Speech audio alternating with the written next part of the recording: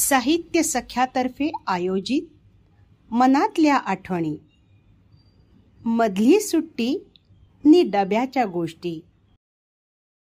नमस्कार सख्यांनो. लेखन आणि वाचन स्वर अश्विनी कुलकर्णी. दीपालीताईंनी या महिन्याचा विषय अगदी जिव्हाळ्याचा दिलाय ना. विषय बघितल्यावर माझे मन जवळजवळ 40 वर्षे मागे गेले. त्याचं काय आहे ना, मी मुलुंडच्या नलिनीबाई गजानन पुरंदरे हायस्कूलमध्ये प्रदीर्घ काळ म्हणजे 1974 ते 2006 पर्यंत शिक्षिका, पर्यवेक्षिका तसेच समुपदेशक म्हणून कार्यरत होते. त्यामुळे साहजिकच शाळेतील आम्हा शिक्षक वृंदांचे एक बृहत कुटुंबच तयार झालं होतं. एकमेकांच्या कुटुंबांपर्यंत एक प्रेमाचं, आपुलकीचं नातं तयार झालं होतं. त्यात मधल्या सुट्टीतील पोटपूजा म्हणजे एक शानदार सोहळाच असायचा. एखादीच्या डब्यात तिची आवडती भाजी असेल तर दुसऱ्या कुणाच्या डब्यातील तिची आवडती भाजी सहज मिळून जायची, कारण एकमेकींच्या आवडीनिवडी सगळ्यांना माहिती होत्या. आमचा सेवक वर्ग सुद्धा, ज्यांना आम्ही आणि विद्यार्थी मामा म्हणत असू, ते पण कधी कधी सामील होत असत आमच्यात. त्यावेळी गाडीला आजच्यासारखी जीवघेणी गर्दी नसायची. सकाळी 6:02ची गाडी असायची माझी. ठराविक गाडी, ठराविक डबा, मैत्रिणींचा ग्रुप, तेथेही आमचं छोटंसं कुटुंब असायचं. त्या 1 तासाच्या प्रवासात पण आमचे बरेच उद्योग चालत.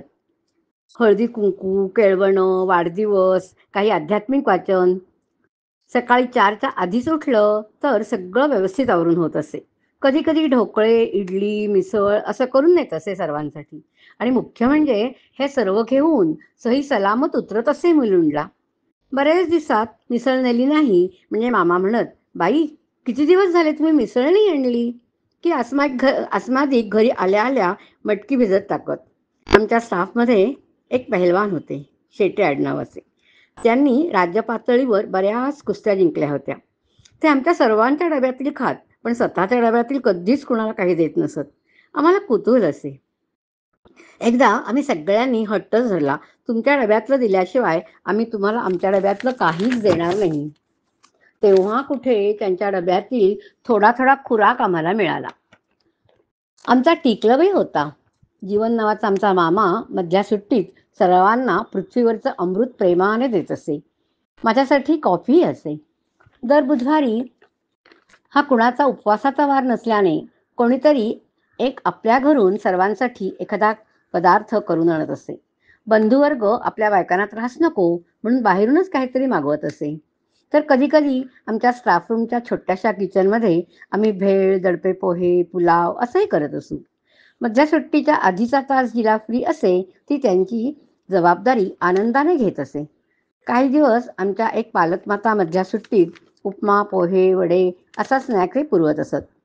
चातुर्मासात मात्र मी परान्न घेत नसे आणि माझे उपासही बरेच असत. पण मी सरांसाठी काहीतरी करून घेऊन मात्र जात असे. नवरात्रात मध्ये 9 दिवस उपास असत. तसेच मार्गशीर्ष महिन्यात खंडोबाचे नवरात्र असे, त्याचेही 6 दिवस उपास असत. तेव्हा माझ्या सख्या आठवणीने माझ्यासाठी फळं आणत. अश्विनातल्या नवरात्रात तर आमच्याकडे अष्टमीला उपवासाची सवाष्ण बनवण्याचा प्रघात आहे. सुरुवातीला मी रजा घेऊन उपवासाची पंचपक्वान्ने करून देवीला नैवेद्य दाखवत असे. सवाष्णीला बोलवून फराळाचे देऊन ओटी भरत असे. पण पुढे पुढे मात्र शाळेत नवरात्राचे उपवास करणाऱ्या सख्यांसाठी मी सर्व फराळाचे घरून घेऊन नेत असे, अगदी खणा नारळाच्या ओटी सकट. नारळ मात्र मुलुंडला आमच्या मामांपैकी कोणीतरी जाऊन आणत असे. त्या दिवशी उपवास असणाऱ्यांना आणि नसणाऱ्यांना सगळ्यांना हा प्रसाद मिळत असे. आता दुसरी बाजू बघू. एकदा आमच्या शाळेत मधली सुट्टी आणि डबा यावर आमच्या टी वॉर्डमधील शाळांचे एक सेमिनार आयोजित केलं होतं. प्रत्येक शाळेतील 2 शिक्षक या सेमिनारला उपस्थित राहणार होते. त्यावेळेपर्यंत शासनातर्फे खिचडी वगैरे चालू झाली नव्हती. नंतर प्राथमिक विभागातील विद्यार्थ्यांना तांदूळ दिला जाऊ लागला. पण माध्यमिकच्या मुलांकरता अशी काही सोय नव्हती. त्या काळात माझी एक पद्धत होती. जूनमध्ये शाळा सुरू झाल्यावर ज्या वर्गाची मी वर्ग शिक्षिका असे त्या विद्यार्थ्यांना पहिल्या 1-2 दिवसात मी विचारत असे, डबा कोण कोण आणतं? बरीच मुलं डबा आणतो म्हणून हात वर करीत. कारण आम्ही आमच्या शाळेच्या बाहेर खाद्यपदार्थ विकणाऱ्या गाड्यांना मनाई केली होती. त्यामुळे जवळपास एकही गाडी नसे. काही हवं असल्यास लांब जावे लागे आणि मग येईपर्यंत उशीर होईल. त्यामुळे सर्वांनी डबा आणलाच पाहिजे यावर आमचा कटाक्ष असे. मग ती शिळी पोळी, फोडणीचा भात, पोळी काही असू दे. एक वर्षी शाळा सुरू झाली. मी माझ्या विद्यार्थ्यांशी नेहमीप्रमाणे संवाद साधला. डबा कोण कोण आणतं असं विचारल्यावर बहुतेक सर्व विद्यार्थ्यांनी हात वर केला. तेव्हा मी इयत्ता 9वी क ची वर्गशिक्षिका होते. एका मुलाने आणि मुलीने हात वर केला नव्हता. मी त्यांना तास संपल्यावर भेटा असं सांगितलं. तास संपल्यावर ती दोघे मला भेटायला आली. जाधव नावाची ती जुळी बहीण भावंड होती. डबा न आणण्याचं कारण विचारल्यावर त्यांनी सांगितलं, डब्यात द्यायला घरात काहीच नसतं. त्यावर मी त्यांना म्हटलं, मी उद्यापासून तुमच्या दोघांसाठी डबा आणीन, चालेल ना तुम्हाला? खाल ना तुम्ही? त्यावर त्या दोघांनी होकार दिला. दुसऱ्या दिवसापासून वर्षभर त्या दोघा भावंडांसाठी मी डबा नेऊ लागले. सकाळी खूपच घाई व्हायची, पण माझे यजमान रोज माझा डबा भरत, त्याबरोबर त्या दोघा मुलांचाही डबा भरू लागले. मी शाळेपुरती आपण अशी योजना आखूया का की स्टाफमधील प्रत्येकाने 50-100 रुपये काढून कोणातरी गरजू माता पालकांना डब्याची व्यवस्था करायला सांगून अशा मुलांची सोय करूया.